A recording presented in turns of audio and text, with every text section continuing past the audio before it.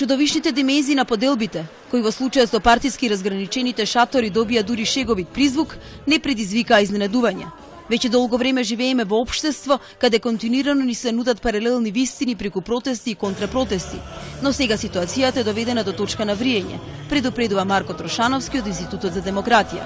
Поделбата е веќе доведена до многу опасни бездни, каде што доколку не седнеме да разговараме, може да биде многу опасно за стабилноста на земјата, воопшто за функционирањето на системот. Според Трошановски, постои можност за постигнување единство, но неа мора да ја понудат политичките лидери преку взаемно признавање како и почитување на разликите.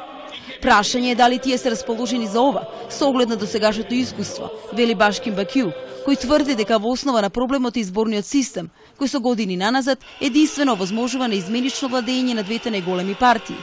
Поделбите се нивно омилено средство.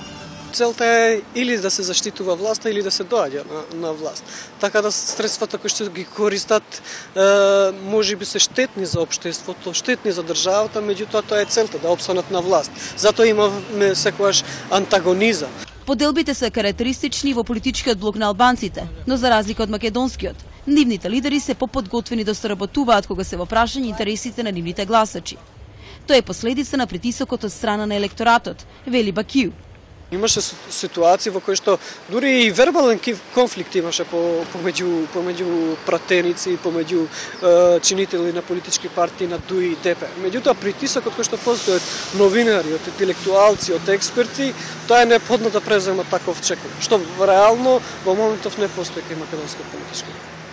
Според аналитичарите, сегашната ситуација не дава голем простор за оптимизам, но нивната проценка е дека шансата за излез ќе ја понуди меѓународниот фактор, под чиј притисок политичките лидери конечно ќе понудат надпартиска платформа.